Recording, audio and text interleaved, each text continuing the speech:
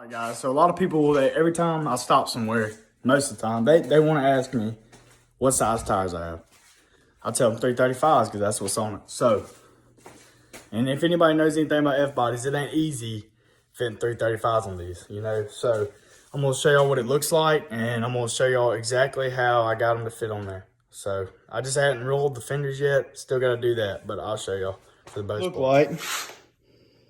Got some bubble to them, which it ain't good for like tire roll because like hitting corners and stuff, they're going to want to roll because all that bubble. But you see the size there, 335, 30ZR, 18. These are 10.5 wide inch, 10.5 wide rims on this 335. I had to buy some spacers. I wasn't going to buy spacers, but I had to because this side was good. Let me see if I can get over there and show y'all. Oh my gosh. This is super hard to get on video. All right, y'all see the frame and you see the tire. All right. It rubbed a little bit, but not that bad. You can kind of see the wear right there. But anyways, that was mainly from the inside of the fender well. But this side over here, the opposite side, it rubbed terrible. Let's see. You can probably still see the rubber. Yeah, there it is. Yeah, you can still see the rubber, and you can see how bad it was rubbing against it, like terrible. But them spacers brung it out enough where I'm okay. So that's what I had to do, 1/4 inch, something like that. Really little, not huge, just enough to make a difference.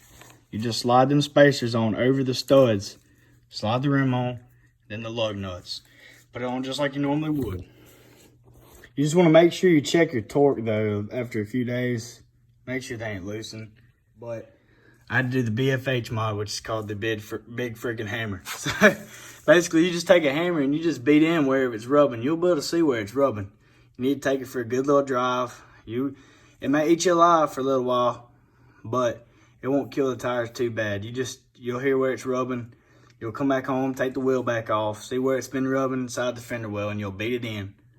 So that's pretty much all I did there. You need to roll the fenders. I haven't rolled them yet. You can get a roller off Amazon for, I don't know, like 30, 40 bucks. But that would make a huge difference. That would keep it from, as you can see right here, cutting into my tire. But I mean, you got to expect it when you got something that wide, you know. They're not meant for something that wide, but it just gives it the booty, you know. So, excuse me, I got the stock taillight in on the left side. I got to put my other one back in, but you can see how good it looks. So I hope this helps you out. If you have any questions, just comment, but be sure to subscribe.